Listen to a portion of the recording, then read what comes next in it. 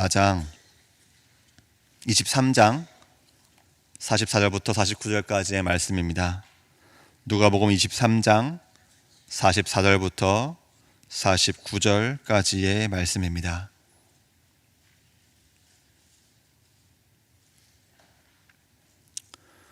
살아계신 하나님의 말씀 함께 받들어 읽도록 하겠습니다. 때가 제6시쯤 되어 해가 빛을 잃고 온 땅에 어둠이 임하여 제9까지 계속하며 성소의 휘장이 한가운데가 찢어지더라. 예수께서 큰 소리로 불러 이르시되 아버지, 내 영혼을 아버지 손에 부탁하나이다 하고 이 말씀을 하신 후 숨지시니라. 백부장이 그 된 일을 보고 하나님께 영광을 돌려 이르되 이 사람은 정녕 의인이었도다 하고, 이를 구경하러 모인 무리도 그 된 일을 보고 다 가슴을 치며 돌아가고, 예수를 아는 자들과 갈릴리로부터 따라온 여자들도 다 멀리 서서 이 일을 보니라. 아멘. 오늘은 예수님께서 십자가에서 자신의 목숨을 내어주신 성금요일입니다. 2000년 전 예수님께서는 금요일 이른 새벽에 재판받으시고, 성경의 표현으로는 제3시, 우리에게 익숙한 표현으로는 오전 9시쯤에 골고다 언덕에서 십자가에 매달리셨습니다. 채찍에 맞아 온몸은 멍들고 피가 흐르는 채로 머리에 가시면류관을 쓰시고 양손과 발에 못이 박혀 십자가에 달리셨습니다. 큰 고통을 당하셔야 했습니다. 예수님께서 십자가에 달리신 오늘의 그 사건 이후 십자가는 우리 그리스도교를 설명하는 가장 크고 깊은 중요한 상징이 되었습니다.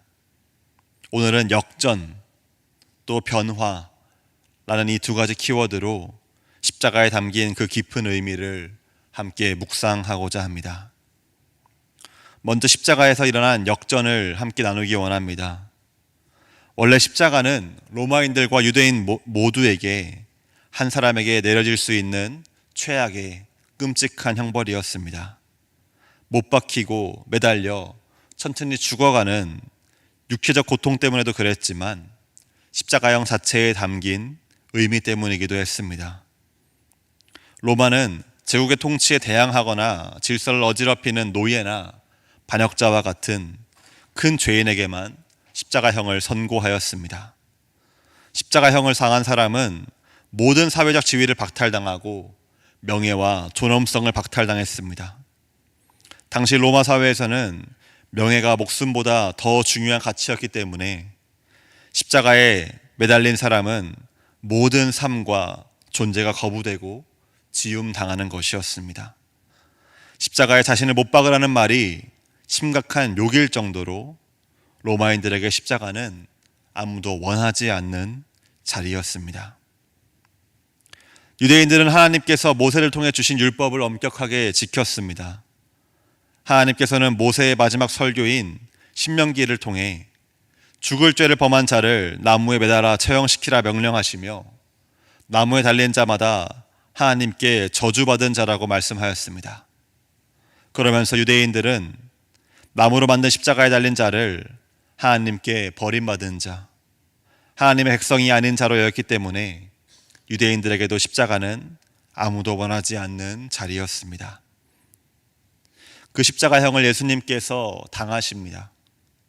로마에게는 자칭 유대인의 왕이라 하며 로마 제국의 반역을 꾀한 범죄자라는 이유로, 유대인에게는 하나님이 거하시는 성전과 하나님께서 주신 율법을 모욕하고 자칭 하나님의 아들이라 하며 신성 모독을 한 저주받은 자라는 이유로 말입니다. 그래서 예수님께서는 백성들의 구경거리가 되고, 남들은 구원한다 말하면서 자신은 구원하지 못한다고 말하는 관리들의 비웃음거리가 됐으며, 유대인의 왕이라면 너를 구원해보라는 로마 군인들의 희롱거리가 되었습니다. 큰 고통을 겪으시고 이루 말할 수 없는 깊은 수치와 모욕을 당하셨습니다.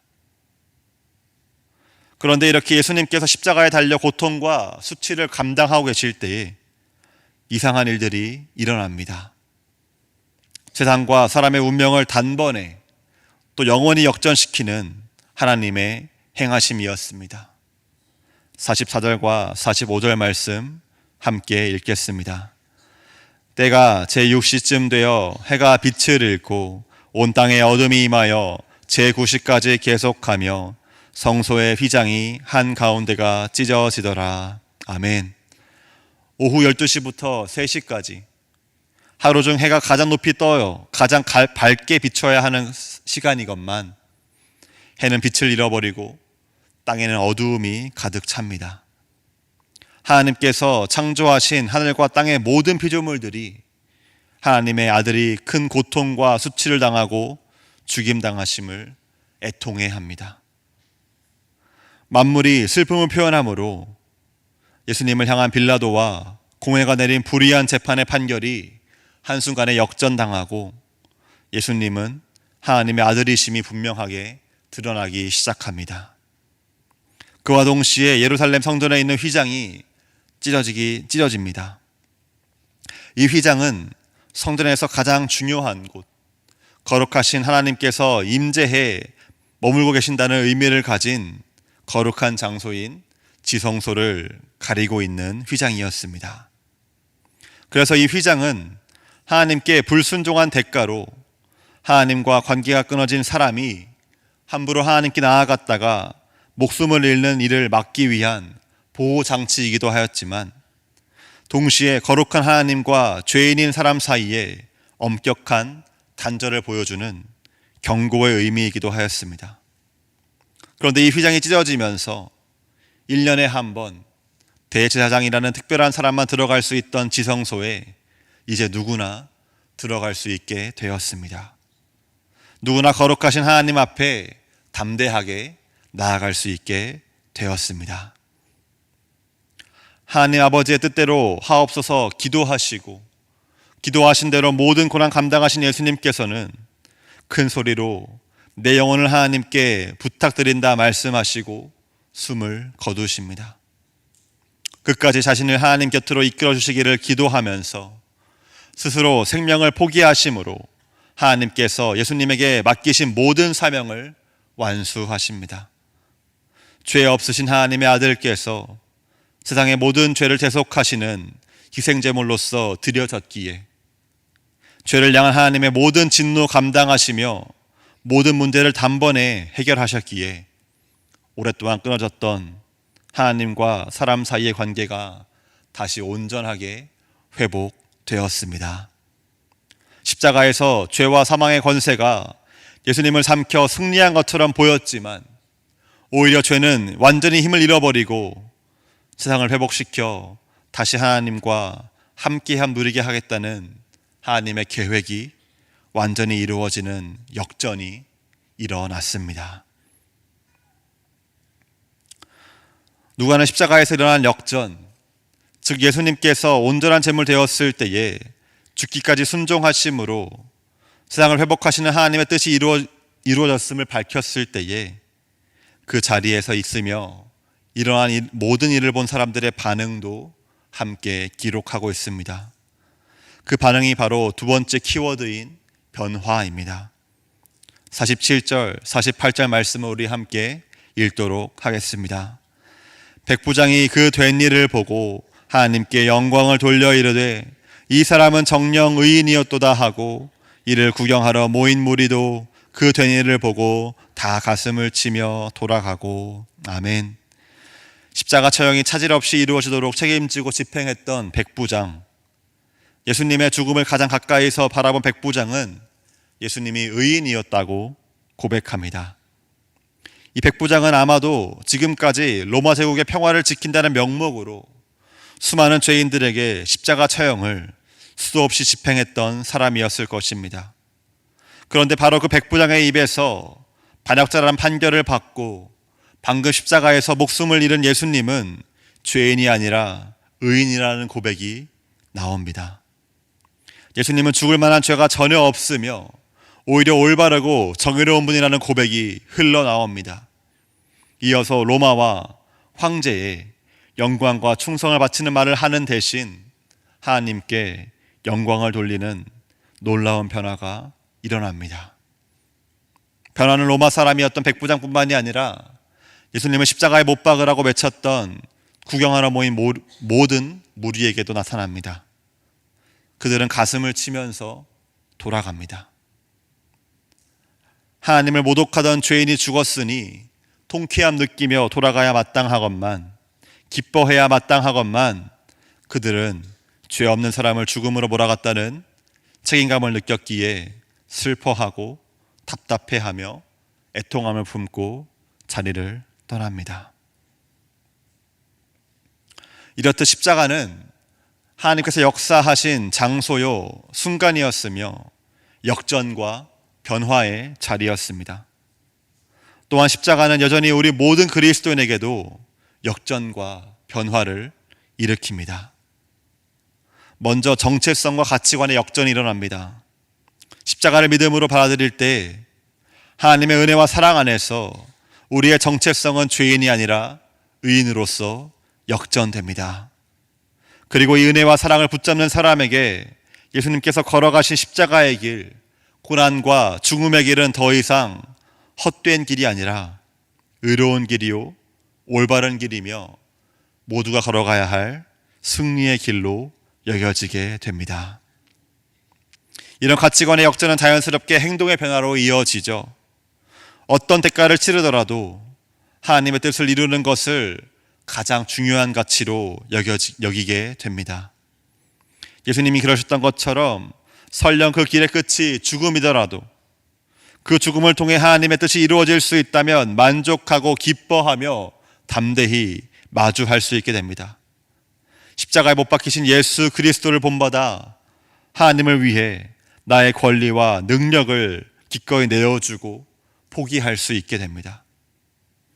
예수님이 그러셨던 것처럼 다른 이를 보호하고 사랑하고 돌보기 위해 기꺼이 모든 어려움과 불명예와 약함을 무릅쓰게 됩니다.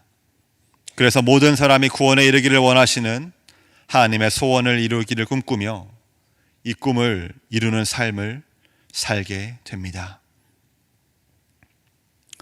사랑하는 명성의 성도 여러분, 예수님께서는 나를 위해, 이 세상을 위해 십자가 죽음을 감당하셨습니다. 십자가에 달려 죽으심으로 모든 죄의 문제를 단번에 해결하셨습니다. 완전한 희생제물로서 하나님과 사람의 관계를 회복시키시는 중보자의 사명을 감당하셨습니다. 이 사실을 믿으십니까? 그렇다면 예수님께서 기꺼이 지신 십자가에 감사드리며 우리도 예수님과 같이 되기를 소망합시다. 누구든지 나를 따르려거든 자기를 부인하고 자기 십자가를 지고 나를 따라오라는 예수님의 부르심에 순종하여 우리도 예수님께서 먼저 본을 보이신 것처럼 하나님의 뜻을 이루기 위해 나의 모든 것을 기꺼이 포기할 수 있게 되길, 아낌없이 드릴 수 있는 의로운 사람 되기를 기도합시다. 이를 위해 십자가를 바라보며 우리의 가치관이 역전되기를 원합니다. 십자가는 우리에게 죽어야 살 수 있다는 신비로운 역설을 알려줍니다. 포기할 때 오히려 풍성하고 영원한 생명을 누릴 수 있다는, 맺을 수 있다는 비밀을 알려줍니다. 이 신비를 믿음으로 받아들여 세상과 자신에 대해 죽고 하나님과 교제를 누리는 생명을 얻기를 갈망할 수 있길 소망합니다. 마지막으로 우리가 역전된 가치관으로 변화된 삶을 살아갈 수 있기를 축복합니다. 세상은 십자가를 지는 것은 전적인 낭비요 어리석음이라 말하며 피하려고 합니다. 하나님을 사랑하고 하나님께서 사랑하시는 세상을 사랑하며 자신이 가진 것을 내어주는 사람을 이해하지 못하고 조롱합니다. 하지만 십자가의 사랑과 은혜를 경험한 그리스도인은 하나님의 말씀대로 하나님의 꿈을 위해 기꺼이 자신을 내어주는 사람들입니다. 세상의 가르침이 아니라 하나님의 가르침을 따를 수 있는 의로운 생명길을 걷는 우리가 되기를 축복합니다. 예수님께서 십자가에서 생명까지 내어주심으로 우리를 얻으신 이 새벽, 십자가를 바라보며 예수님 닮기를 기도하고 결단할 수 있는 이 새벽 되길, 그 귀하고 복된 결단대로 살며 다른 사람도 생명의 길, 의로운 길을 보여주고 이끄는 통로로 쓰임받는 우리가 될 수 있길 주님의 이름으로 축복합니다. 말씀을 기억하며 함께 찬송가 150장을 찬양하도록 하겠습니다. 찬송가 150장입니다.